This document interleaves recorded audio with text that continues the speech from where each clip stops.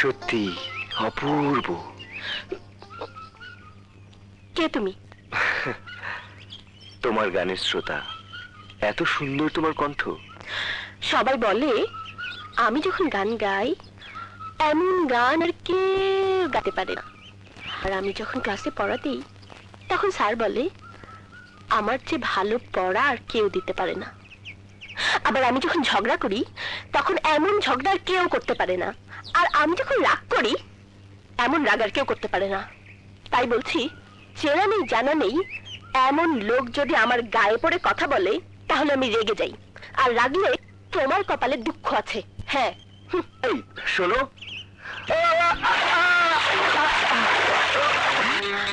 oh my God!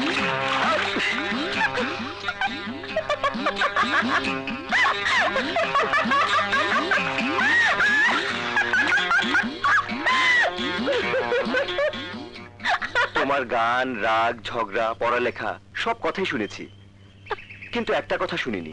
সেই কথাটা কি বলবে? কি কথা? মানুষের বিপদ দেখলে কি করো? করি। তাহলে দাঁড়িয়ে আছো কেন? দেখছো না আমি বিপদে পড়েছি, সাহায্য করো। কি সাহায্য করব? আরে আমার সারা গায়ে কাদা, এটা পরিষ্কার করার ব্যবস্থা করে দাও। ঠিক আছে, আমার পিছন পিছনে এসো।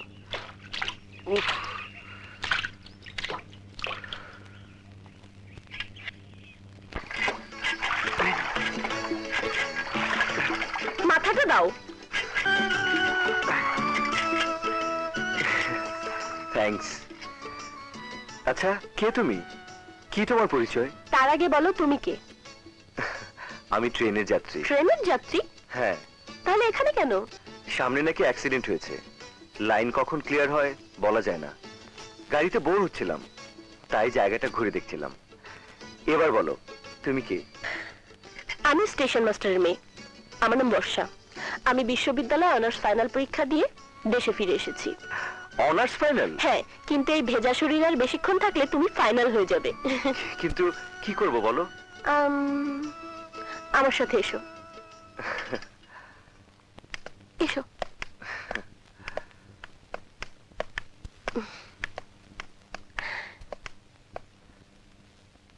এটা রেলওয়ের দেওয়া আমার বাবার কোয়ার্টার। আমরা এখানেই থাকি। তুমি দাঁড়াও, আমি আসছি।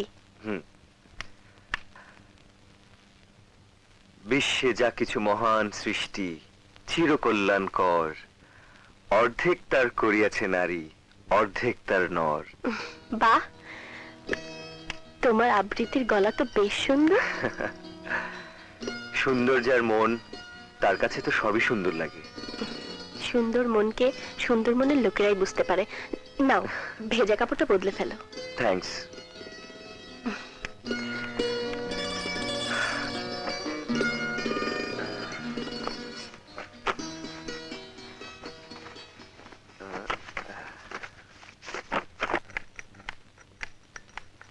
এসো, বসে চা খাবে, ভালো লাগবে। থ্যাঙ্কস। আচ্ছা, তুমি কি মনের কথা বলতে পারো? Are you a mind reader? কেন? না, আমি মনে মনে বলছিলাম এখন এক কাপ চা হলে খুব ভালো হতো। আর আমি চা নিয়ে এলাম, এই তো। আমি মনের সাইকোলজি পড়িনি, তবে সংসারের ভদ্রতাটুকু জানি।